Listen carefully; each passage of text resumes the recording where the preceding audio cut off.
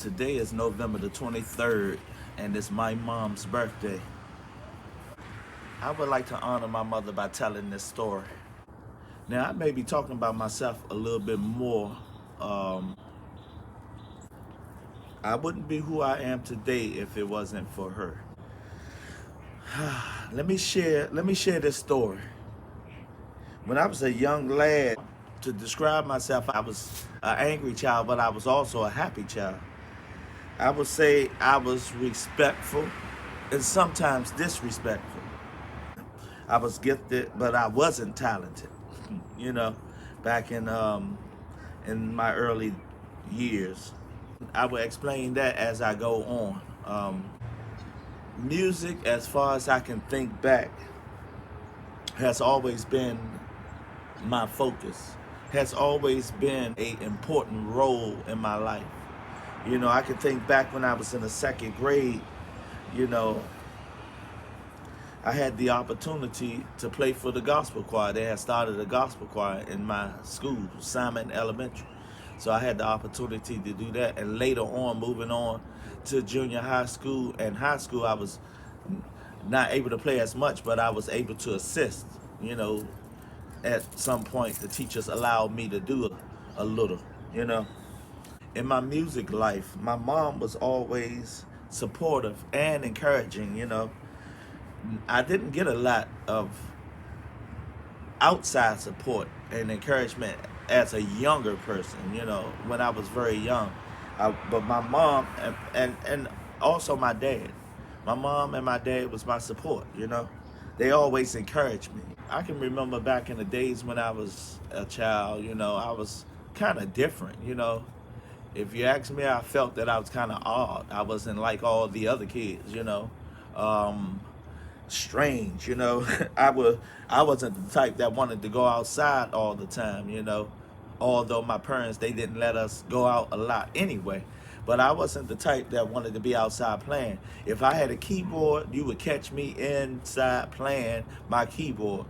And not only that, I used to deal with video cameras, you know. As you can see now, I'm still doing that. But I I used to record myself in the house, you know. Um, the VHS tape, big old camera hooked up to the TV, you can see yourself. But I used to do all the experimenting, you know, with the cameras and the keyboards and, you know.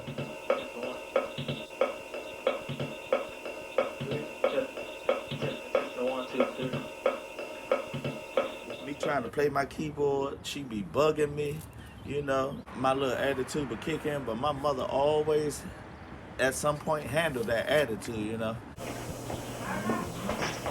Got it, man.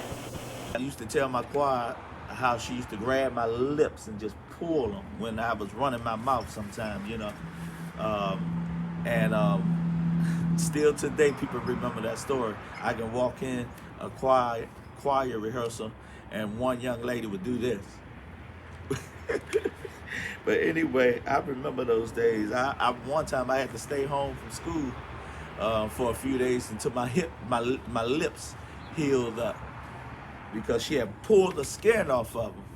I used to do all the experimenting, you know, with the cameras and the keyboards and, you know, and my mom, I can remember her always coming bothering me when I'm in my mode, you know. What you doing? I'm trying to do something.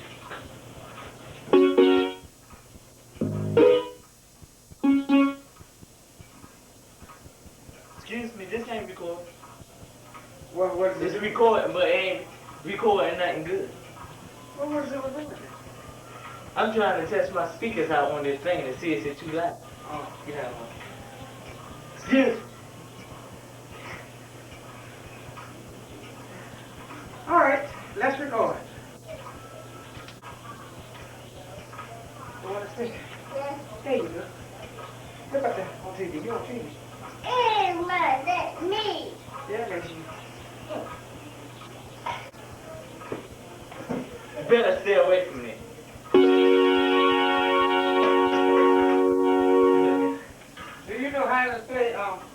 Why should I feel No man, discouraged? no man. I don't know how to play no club song.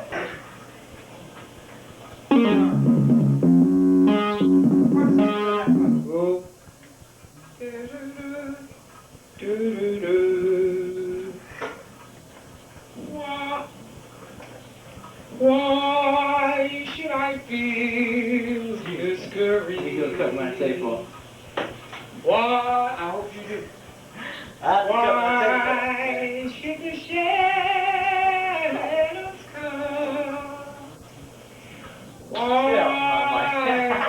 should my heart feel lonely? Away from my heaven and home. When Jesus is the potion of constant friend is he. For his eyes is on the sparrow. There was a sparrow now. And I know he watches me. So I sing because I'm happy. I sing because I'm free. His eyes is on the sparrows, and I know he watches me. So I sing because I'm happy. I sing because I'm free. His eyes is on the sparrow, and I know he watches over me. Go ahead. So why should I feel discouraged? Why should the shadows come? Why should my heart feel lonely away from my heaven and home? Oh, boy. When Jesus is my potion, and I know he watches. And I know he watches over me.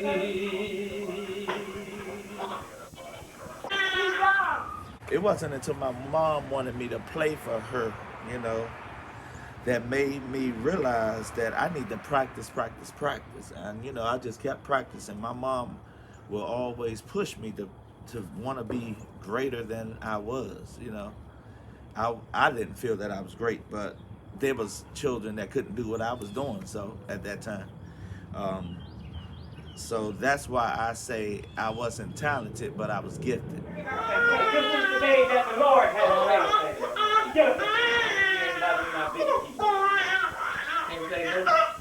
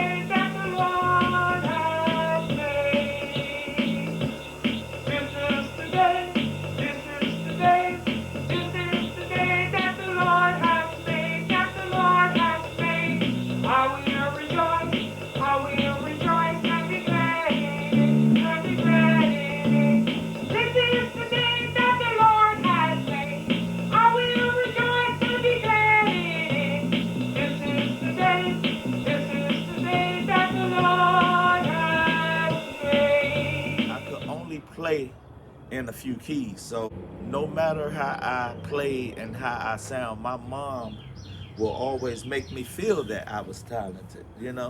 She made me feel good about my playing. We didn't have a lot of money for piano lessons, so I didn't really take piano lessons um, because my mom had 7 kids. So we didn't have that kind of money to pay for piano lessons. And I understood that. I understood that. But I will say this, my mom raised the 7 of us the best way she knew how. My mom was a stay-home mom. She didn't work. My father did all the working. So, and then before you know it, grandkids started coming. Um, so my mom didn't really work when I was younger. My mom wasn't a outgoing person. She wasn't a person that loved to speak in public or even do anything in public. But you know, there was an opportunity that she had to speak at a celebration they was having for me, appreciation service they was having for me, and I'm surprised they got her, but she spoke. We're gonna have 2 minute remarks from Deaconess Mary Johnson.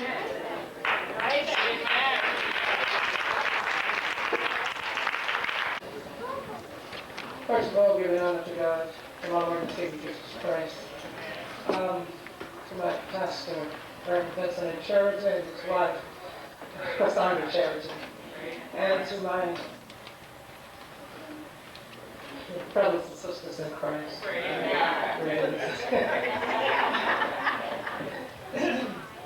As you know, I don't usually talk much before Christ. But I did jot down a few things, but sometimes you get up and your thoughts set down. So I thought I put me a few things on a piece of paper. But anyway, when Gerald Harris asked me to say a few things about Mike, she asked me to say something. I didn't know what it is that I was supposed to do. She said, talk about Mike. I put the phone down.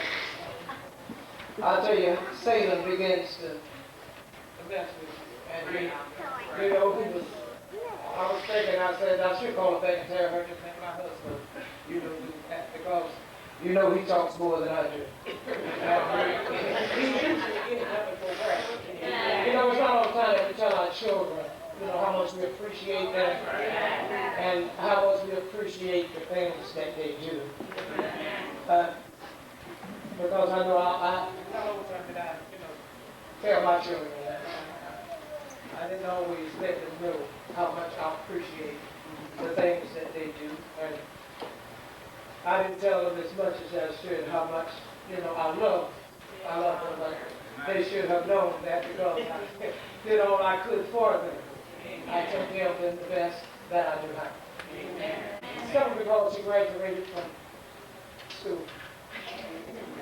And when he graduated, I didn't have to tell Mike to go out and get a job. He knew to go get a job. He knew when he got home that there was nobody to take care of him. And I told my children when they get old, I take care of you when you're baby. My husband will take care of you. But when you get grown, you go out and take care of yourself. Get a job. Because you just can't settle, like some children I see, they finish school and they don't have a thing on their mind but just sit home. But Mike, he always, did things to help himself. Even when he was in school. Found out in 11th grade. Mike had a job and he was working. In 12th grade, Mike did not tell us anything about his graduation. He didn't ask us for anything. He had his own money. It was our place to do it. But he didn't ask us, for anything. He went out and took care of his own. Went out and took care of the business himself. When he got ready to leave home, he didn't go and throw into someone else's house. He went out and found that, got him an apartment. And he paid his rent. He did not ask us to pay his rent. Not even the first month's rent. He paid his own rent. So I just want to thank God for Mike. Because he is a Christian.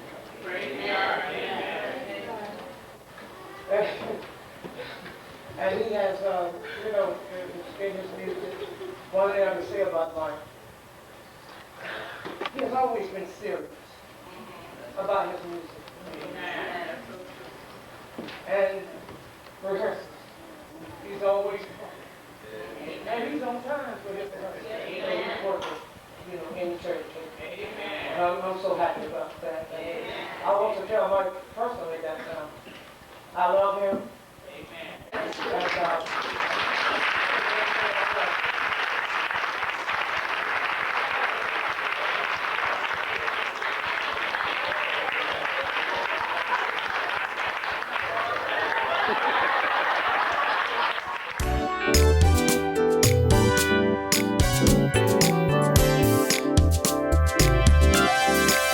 just to see her,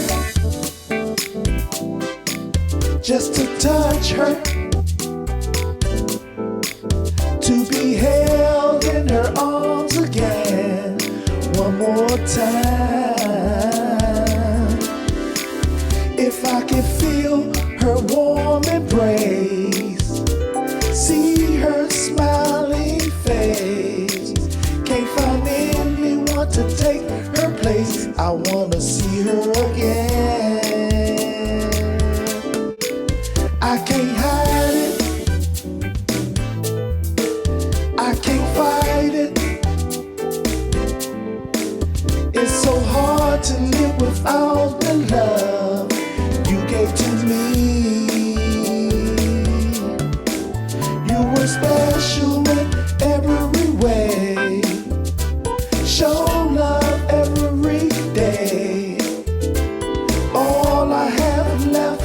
say I wanna see you again.